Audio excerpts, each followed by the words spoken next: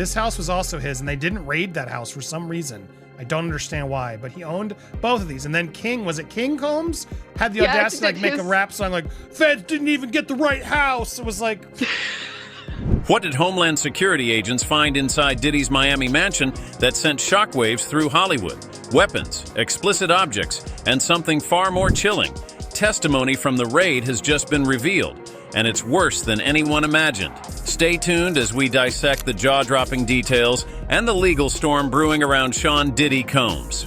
Agent involved in the raid on Sean Diddy Combs' Miami home last year has now just finished testifying. Special Agent Gerard Gannon showed the jury items he testified were seized from Combs' Miami Beach home, including lubricant, lingerie, and loaded assault rifles.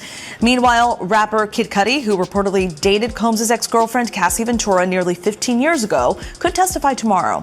Combs denies all the allegations against him. I want to bring in ABC's Rena Roy alongside ABC News contributor and criminal defense attorney Shauna Lloyd. They are live outside the courthouse. They're in downtown Manhattan. And Rena, I want to start with you. There's been so much revealed this week, in the last couple of days. What's happening in court right now? What are you watching for?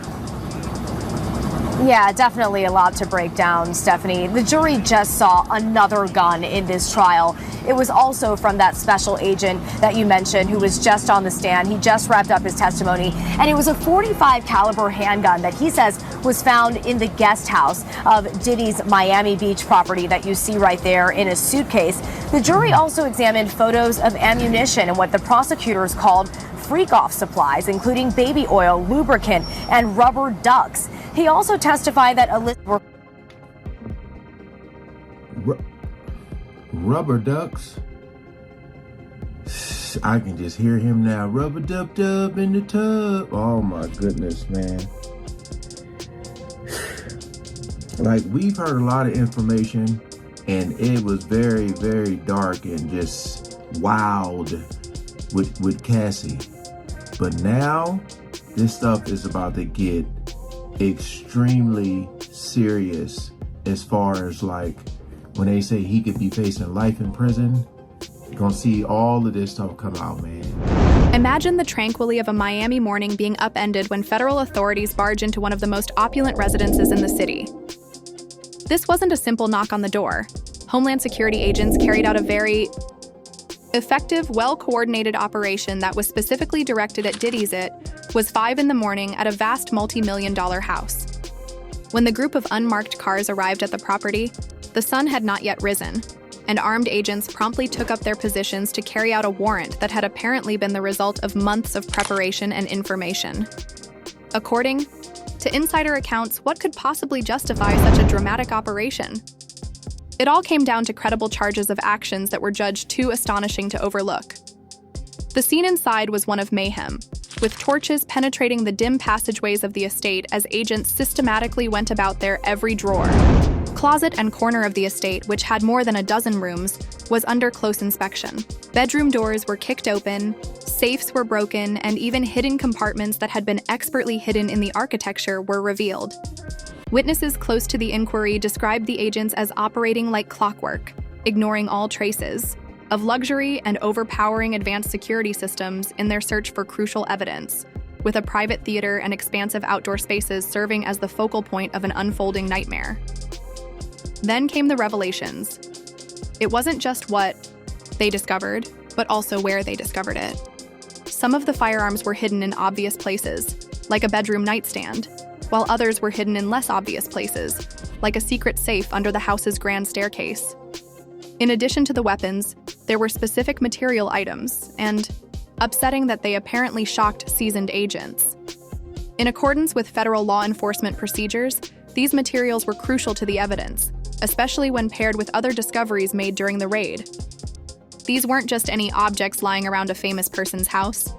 The discovery of carefully locked storage areas, some of which contained paraphernalia connected to what the agents classified as potential exploitation, was one of the most damning details made public after the fact, according to investigators, who feel they paint a much larger and darker picture.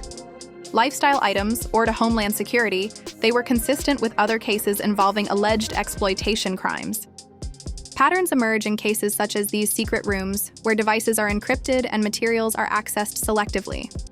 All of the items discovered followed these telltale signs, which set the although authorities have not disclosed specific names or connections.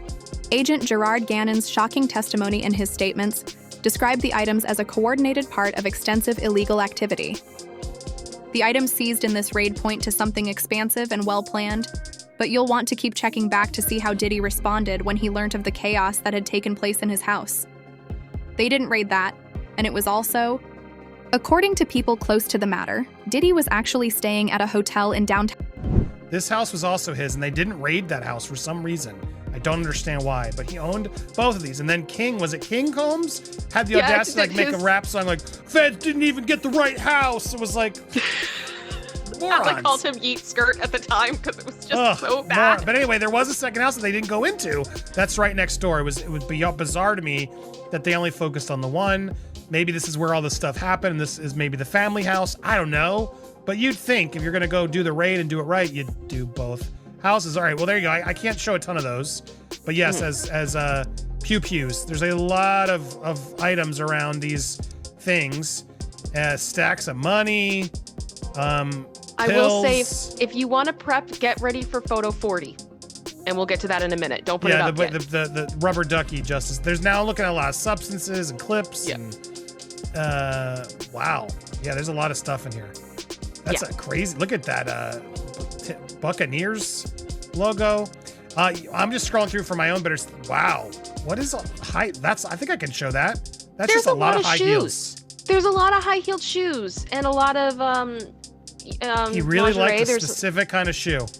Yep, rope. A lot of rope and cuffs. And this bathroom, too, was quite a moment because there's stuff written on the mirror, like in lipstick. It's like, "You are a legend," blah, blah, upward motion and things like that. So it's like where people put Post-it notes on their mirrors to remind them, like with happy affirmations. His is just sprawled in lipstick of like, "I'm an icon." So that was and here's that rope he was talking about. Wow, they really are going for it. This is like 50 Shades level. Yeah. Now, apparently there were at least, from what I was gathering, 13 pairs of platforms. Now, here's the thing that I've been asking myself. A wireless flicker. I can't say what it is. No. And here we get into lots of loot, lots of baby oil. We don't know what size the shoes are. Found Miami, when Homeland Security investigators invaded his Miami estate. The music mogul was miles away, having what should have been a typical day.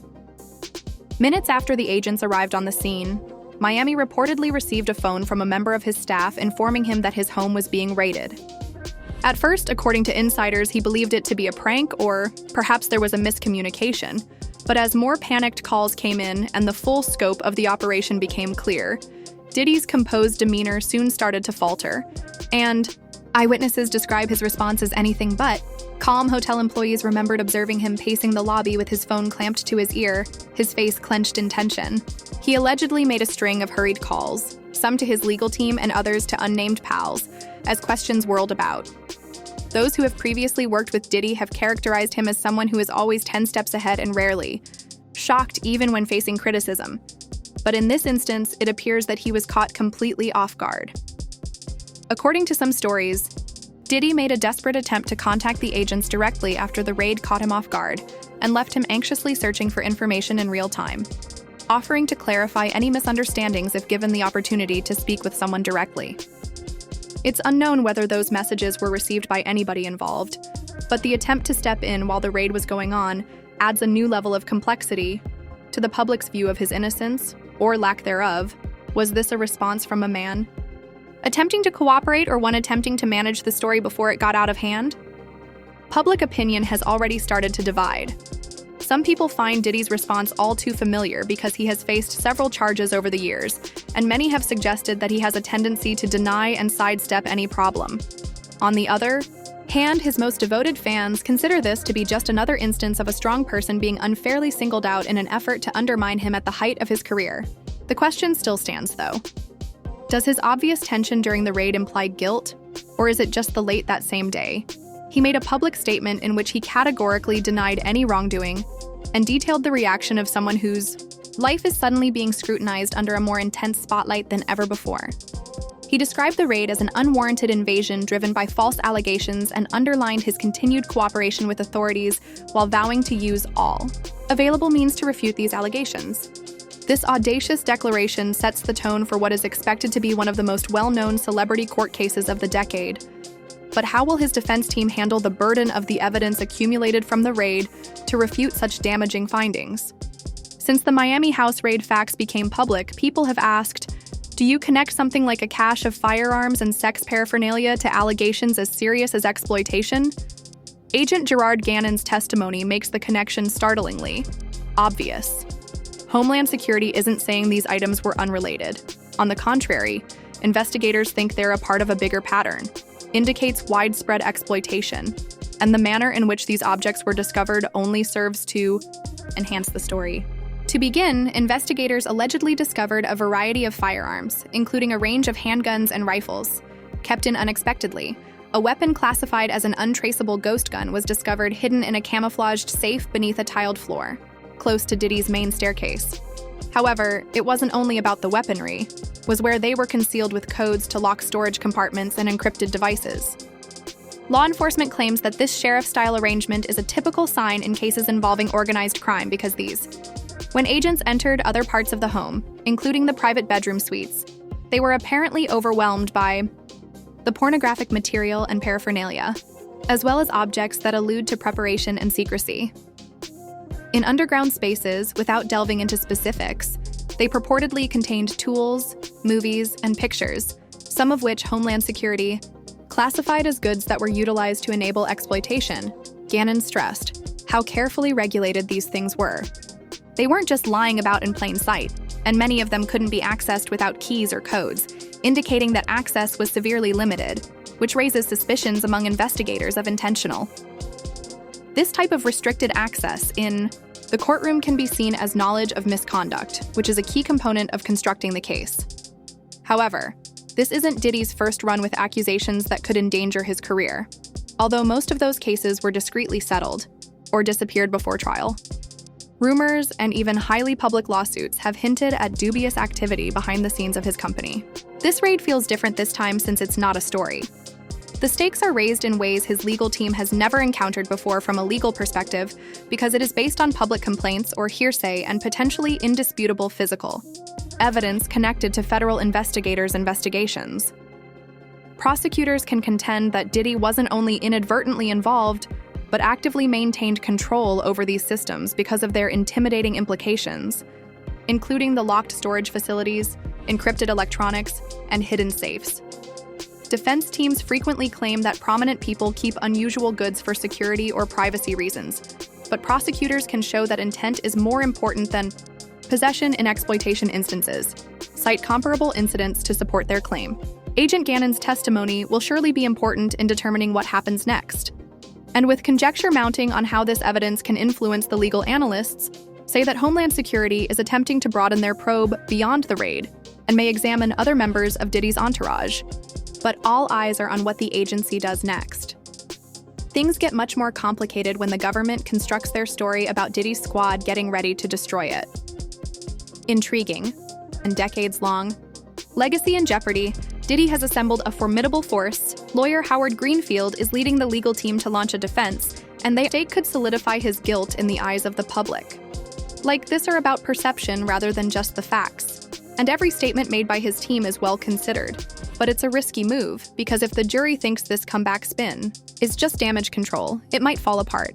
What will they do next? Greenfield has already submitted requests to suppress important material, claiming that it was found in a wooden box on a bathroom counter with a gold puffy label on it. So jurors are really getting an inside look here at what authorities say they seized from. And I also want to know about this baby oil because it was rumored that it might have been laced. I'm wondering if they're going to reveal if that's true or not, because that's a lot of oil, man. They were talking about she had to have it heated up, and yeah, because that right there would make a lot of sense. Besides them just being glistening, if that stuff was laced. his home last year. Oh, apparently. Shauna, what was the prosecution hoping to show with Special Agent Gannon's testimony and all of these items that were found in the home? Well, Stephanie, what they were looking to show are the elements that they are saying speak to the RICO as well as the trafficking charge. We found the guns, we found those with labels scratched off, serial numbers scratched off, so that speaks to the illegality of the guns. Damn. We also have seen, again, this is something else, illegal substances that were found in the home. We found other things, the baby oils, those are also evidence of the freak-offs that he was allegedly forcing Cassie to participate in. So all of these are elements of the crimes that they're looking to prove. Different elements, a lot of different elements revealed there. And Shanna, Kid Cudi is expected to testify this week. How could that testimony help prosecutors prove the racketeering and conspiracy charges? Well, when we talk about the racketeering charge, we have to remember that it is a small group that has conspired to commit illegal acts. This arson is one of the acts that they are alleging was one of these illegal acts. So his testimony about what happened to his car after the threats that Sean Combs made about blowing it up are very significant because it ties him directly to that arson. Handled improperly. Team asserts that they can refute at least some of Agent Gannon's evidence, which they have deemed to be greatly inflated, in remarks to reporters. But will it be sufficient to influence the legal system and the general audience to see what comes next for Diddy's business empire? Since the fallout from the raid has already started, Sean Diddy Combs' future is more uncertain than it has ever been in his professional life. According to reports, a number of corporate partners are reconsidering their partnerships with him out of concern for the potential negative impact these accusations may have on their high-level businesses. Music industry sources have suggested that current projects are being discreetly put on hold in order to focus on his future endeavors, including rumors, partnerships, and corporate growth now face an unclear future.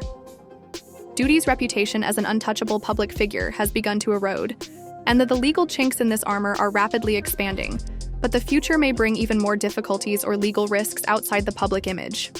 Even though Diddy hasn't been arrested, legal experts are already assessing the case's strength in the worst-case scenario. Agent Gannon's testimony and the volume of evidence gathered provide government attorneys with strong tools as one legal defense. According to one analyst, cases involving exploitation don't necessarily rely on witness testimony and tangible evidence. Particularly items like what was allegedly discovered at Diddy's house can testify for itself in court, but some law enforcement sources think this might result in criminal charges. Civil lawsuits could possibly result from this case, something Diddy has dealt with on several occasions previously, and it has inevitably led to comparisons to other celebrity controversies lead R. Kelly, whose early legal troubles seemed far off from his unchallenged career, to a far-off maelstrom that is. There are unavoidable parallels between the two individuals who held enormous authority in their respective sectors until the barrage of accusations ultimately caught up with him. Although they both denied any culpability, the evidence presented to them left more questions than answers.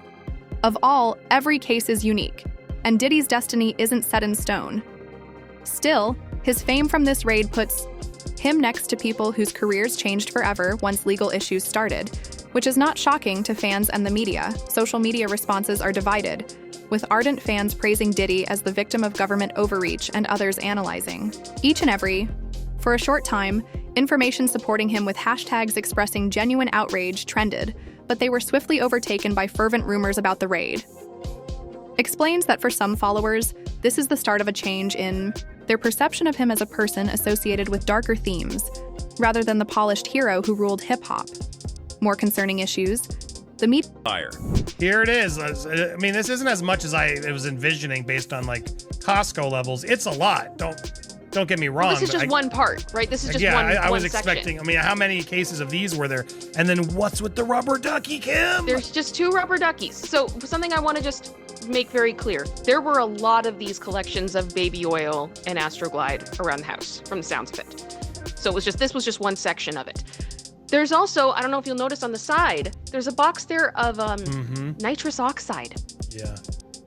Questions on that one too. But yes, the big thing this morning everyone was asking is, why are there duckies? Well, I have a theory. He's making like these inflatable pools full of oil, so he's clearly just putting them on as display on top. I think that's what it is. It's creepy, it's weird. But he's clearly like, oh yeah, float the duckies on the baby oil pools.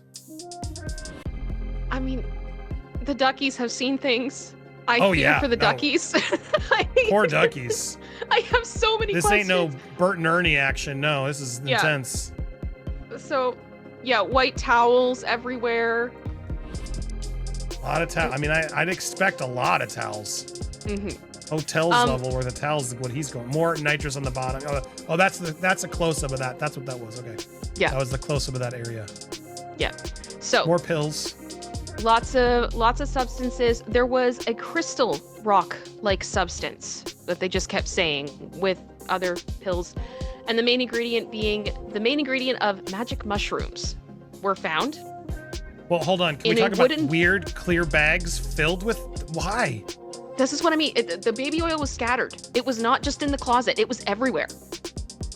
And he has so much, like, just throw it away and get a new one. And there's Astroglide there too. I don't know if you can see it. It's underneath. Why are they in plastic bags? Like, what? I don't know. To make them more portable? What's next? The media has been covering them nonstop, with tabloids creating inflated headlines while investigative publications delve further into Diddy's past in an effort to make connections and provide a more complete picture.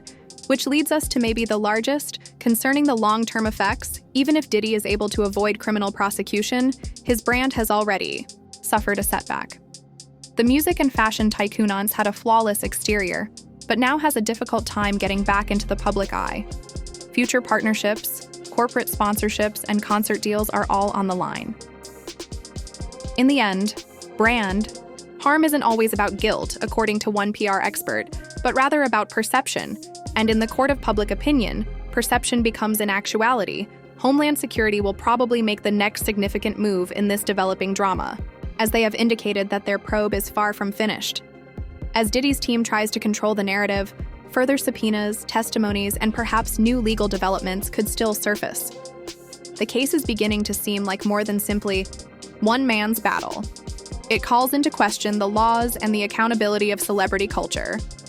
What does this mean for Diddy and Hollywood in general? This case doesn't just question Diddy's reputation. Some celebrities think they're above it. If the information is credible, it might establish a new standard for how celebrities deal with repercussions regardless of their actions, challenging the untouchable image of celebrity power, their notoriety or power. But is this a case of responsibility or a planned takedown? And if so, what do you believe we are finally witnessing? We would like to hear your comments on whether there are flaws in the celebrity immunity system, or if this is just another instance of a well-known person being unfairly singled out. Hit the comments then.